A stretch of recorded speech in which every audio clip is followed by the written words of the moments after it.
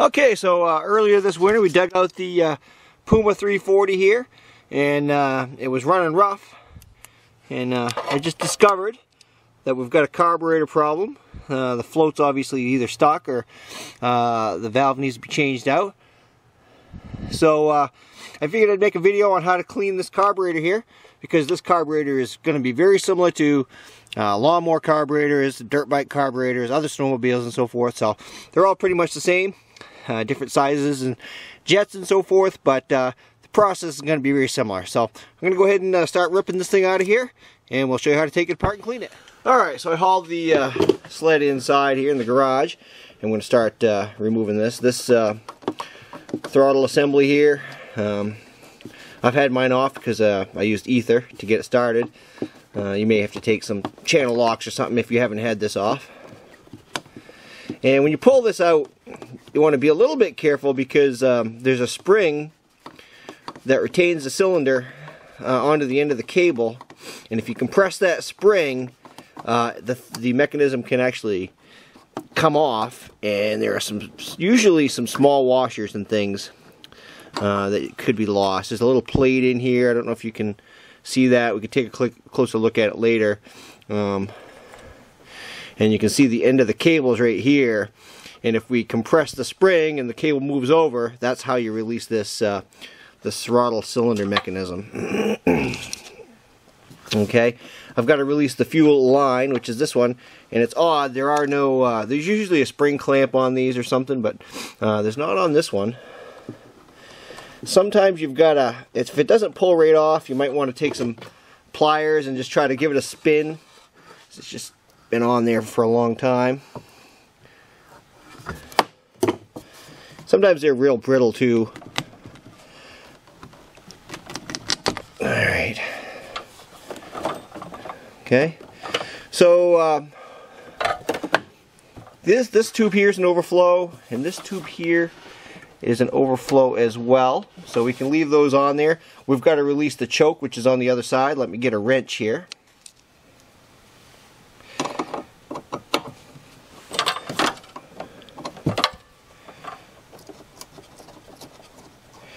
Alright, same deal with this. I believe it's a spring-loaded end. I don't know if it can come off. Yes, it can. If you see, the end of the cable has a ball on it, and if we were to compress that spring, and that cable were to slip out one way or the other, you can see the other side's the same, you could lose parts. So be careful. If I were going to have this apart for a while, what I've done in the past is actually take like a plastic baggie and elastic band and put it right over that, and that way I'm sure that nothing's going to knock it loose. Alright, we need a Phillips to loosen up this clamp here.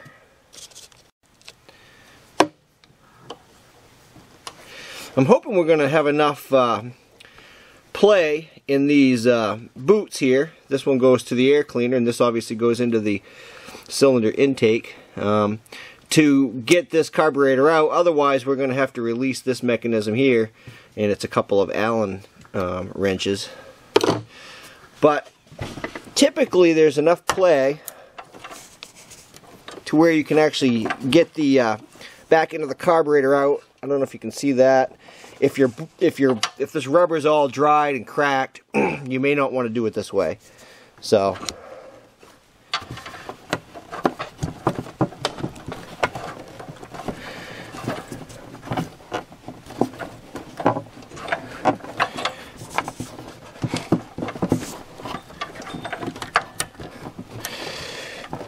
alright. And there's going to be some gas in the float bowl, so keep that in mind. You know, it's best not to use an incandescent bulb when you're doing these things. Use a fluorescent or something like that, because if you happen to bust the bulb, you know, when there was gas in the float bowl spilling out all over the place, you're gonna have a problem. So that's it. That's how you get the carburetor out. And other snowmobiles are going to be similar. Dirt bikes, lawnmowers, they're all kind of similar. So. Alright, let's move over to a place where we can take this thing apart. Alright, you can see I've got a, actually it's an old dog bowl, water dish, but any kind of a pan you could use to catch any gas that would be in there. I drained a lot of it out by tipping it back and forth, but we're going to be spraying this thing out with carburetor cleaner and so forth, so you want to have something to catch all of that, as well as any parts or pins that might fall out. The float sometimes has a pin that just holds it in, and I've had them fall out before, and you know, it's like when you drop a needle, if you had another pin to drop, it helps you find it, right? But we don't have another one, so we're going to use a catch pan. Obviously we're hoping no parts fall out.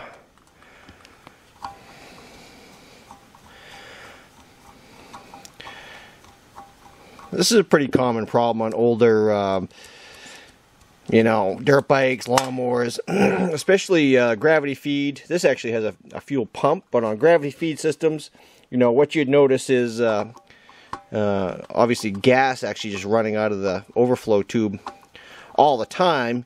And for that reason, you know, in some of the older equipment, you get in the habit of shutting off the petcock so that that doesn't happen. But we'll take a look and see what happened. You can adjust these. I don't know why we'd need to, because I don't think it's been apart. So let's just see what's going on inside here first. And it's actually surprisingly clean.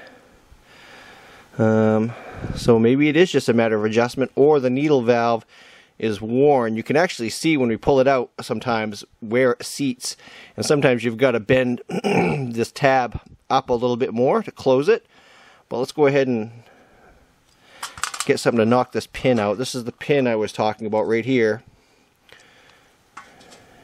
and it's going to come out that way. I need a little pin punch. I'll be right back. Alright, so we have this little awl here. See if we can get it to tap out of here. It shouldn't take much to get that out.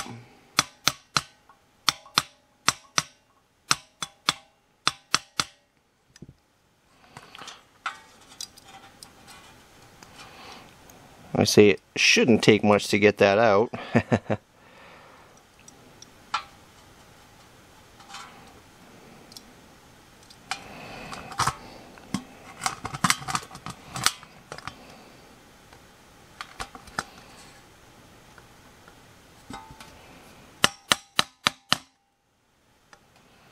What we don't want to do is flatten off the end. There it goes. Okay.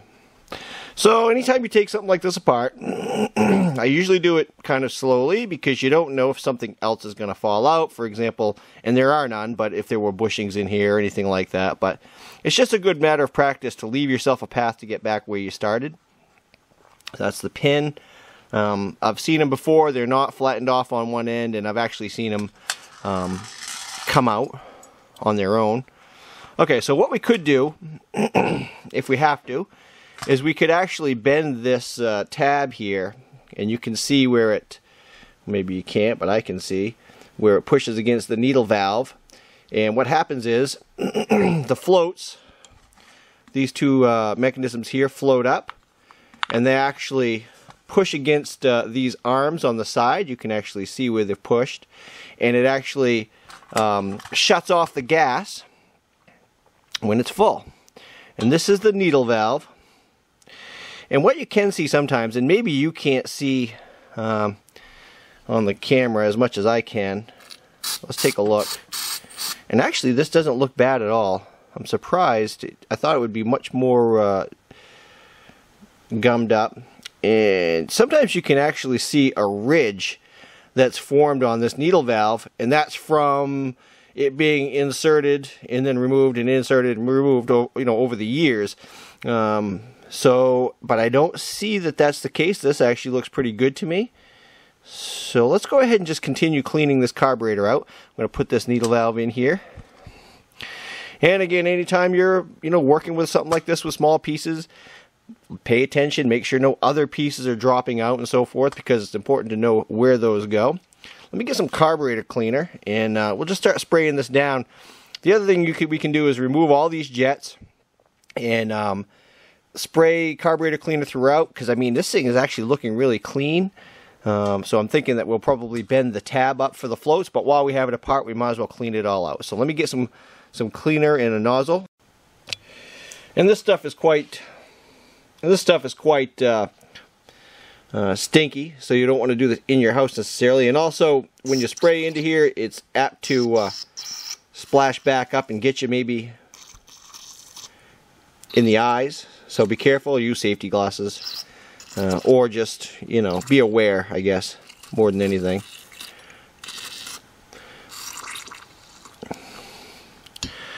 Okay, what I'm actually going to do is get a small screwdriver. There's a jet down in here I'm going to remove. And we may actually remove this as well. While we have it out, we might as well take it all apart and clean out all the ports and jets, as well as these side jets. And I'll show you my method of removing those and getting them back in to the same location from where you pull them out. Again, leave yourself a path back to where you started. Okay, so just keep in mind that we're dealing with an Arctic Cat sled with a Suzuki engine and a Mikuni carburetor. So we want metric here. The choke, incidentally, was a 12mm, and this one here is a 10 that I'm using to pull this little jet here. And on these particular ones, they wind it in all the way, so it's not necessary to know how many turns in and so forth, but you do have to pay attention. There's a small washer here, so you want to keep track of all those. I'm going to put the washer right on the jet, and I can actually see down through that, so that's not clogged. That's in good shape. I'm going to set some of these parts off to the side here.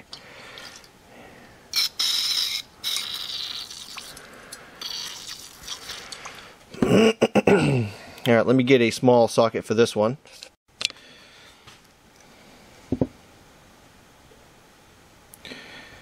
Okay, and this one's a 6mm.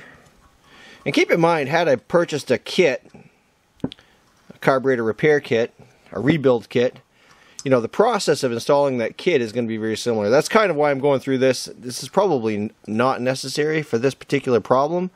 But I guess I'm just kind of going through it to show you it's not so intimidating. And I can actually see down through that port as well. I don't know if you can. Yeah, you can see it on the camera, I think. So that's what we're checking for here, because it's real important that you don't have any clogged ports. And quite frankly, I just find it interesting, and I like taking these things apart. So let's get the small screwdriver here and see if we can get this one out. What I'm going to do first on this one is just kind of wind it in to make sure that it is bottomed out, and it is. So it's not necessary. The outer jets, we need to kind of make sure that we get them back the same amount of turns or depth as they are right now. You know, in the old days, if you lost track of that, you'd have to tinker with it, kind of guess, go a quarter turn or a half turn at a time. Now with the internet, I probably could look it right up. So in the old days, you'd mutter with it and call the dealer and see if they'd tell you what it should be. And okay, make sure we don't have any springs or anything. And no, that looks good for a machine that hasn't been run in a few years and has old gas in it. This carburetor is relatively clean. And like with all the sprays, if you've seen any of my other videos, I go a little overkill with it. Alright, so that's it for the underside. Let's take a look at the top side here. And we can see directly down in through. Okay. So let's take a look here.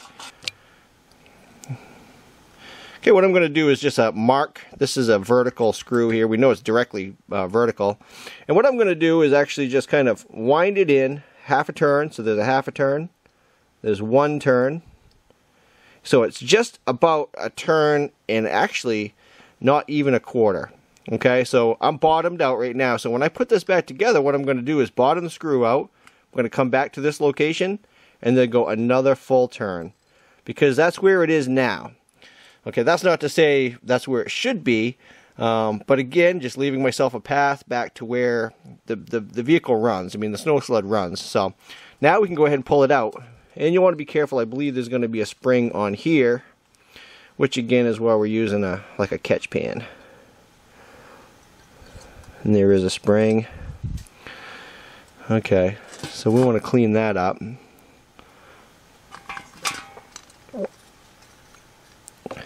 So these little pieces here, what I always do so you don't forget to put them back on, is just put them on where they came off, you know, from. And we'll give that a blast here.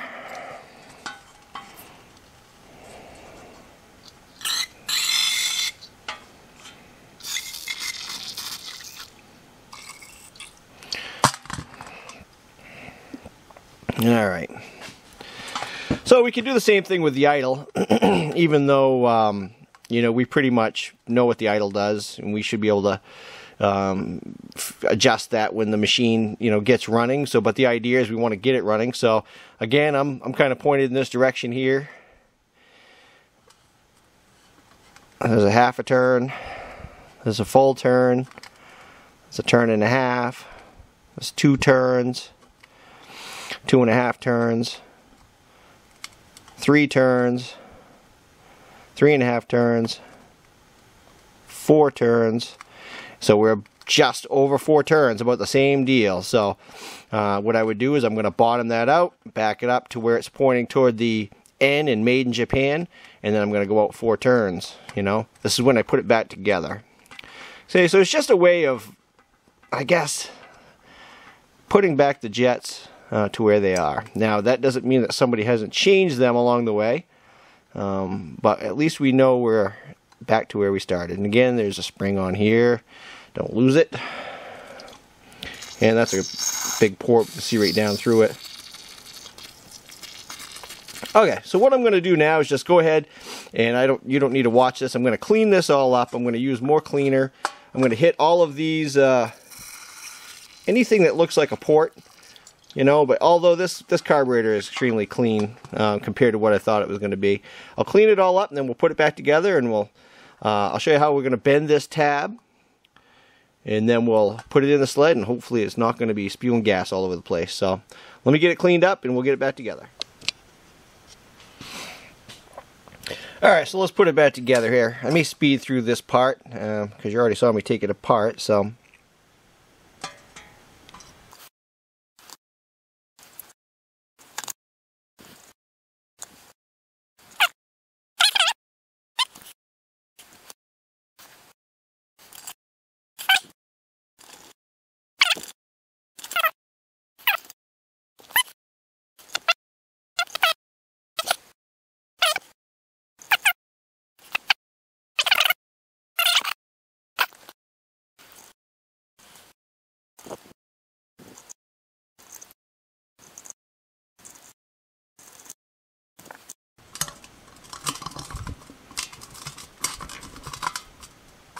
and you just want to snug everything down. You don't want to go crazy, strip anything out. That would be bad.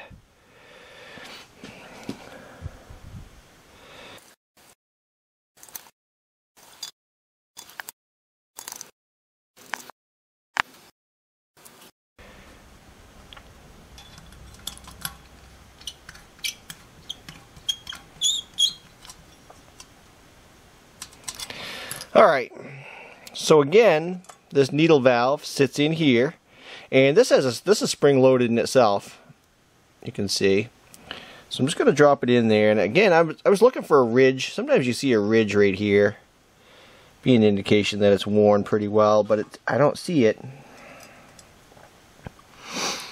Alright, so this tab, or this mechanism here, again, the floats, you can see they push up on these arms. I say up, but the carburetor's upside down right now. And this tab here pushes on this needle valve, which essentially shuts off gas to the float bowl.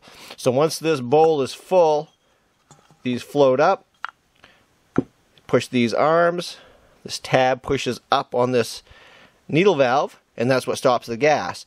That was what was not happening. So what I'm going to do, and I'm just going to do it slightly, and I can always take it back apart, is I'm just going to bend this tab just a hair. You know, I don't want to bend it a lot. You don't want to starve it for gas, right? And we have this pin.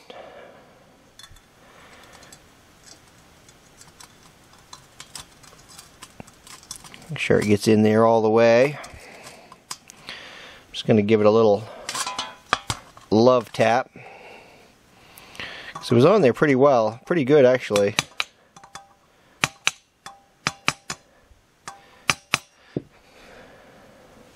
Actually, you can see in this float chamber that the pin shouldn't be able to come out. I believe it sets up in here.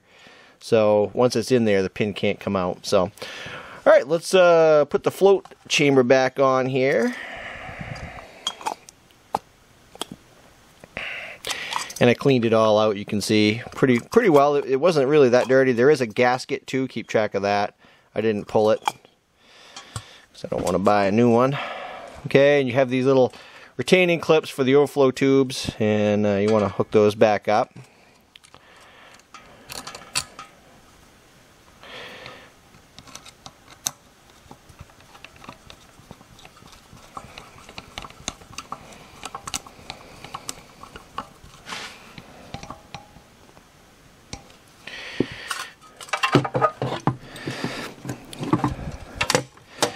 Yeah, let's see if we can figure out the best way to get this in here.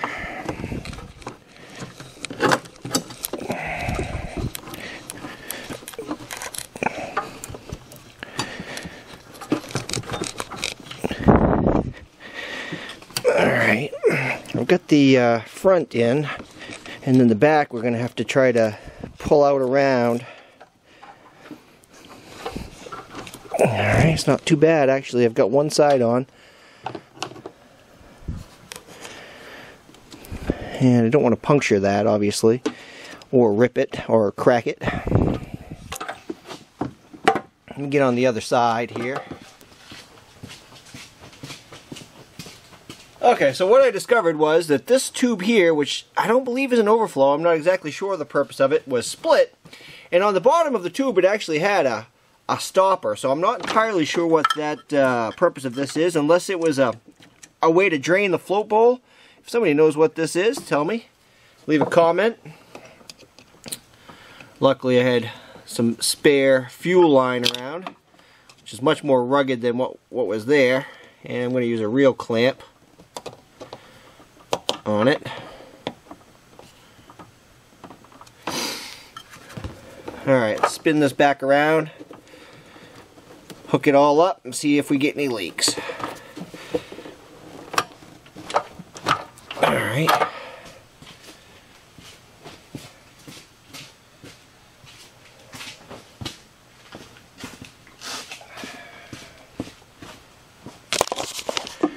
Tighten my clamp down again here.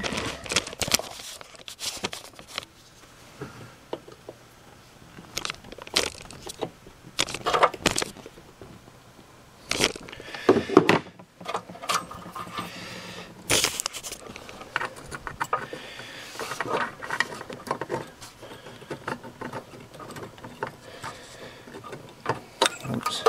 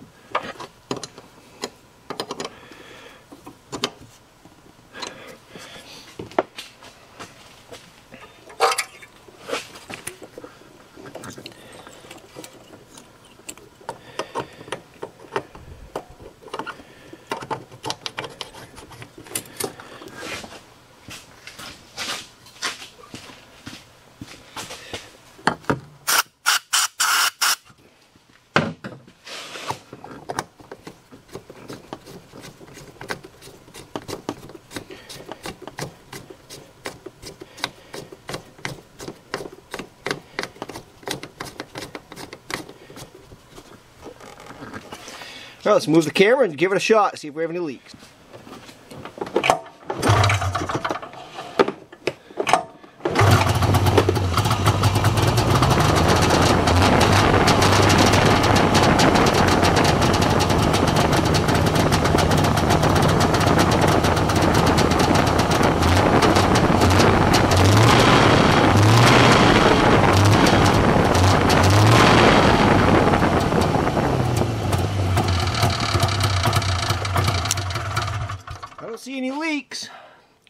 So I think we're in good shape.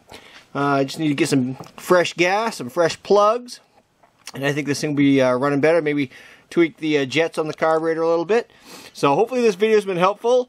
Again, the process is going to be very similar, if not the same, for most carburetors on sleds and lawnmowers and dirt bikes. So just go ahead and take a stab at it, take your time, take it all apart, pay attention to where things came out of, put them back in where they go, and you should be good to go. So thanks for watching. Leave questions and comments below.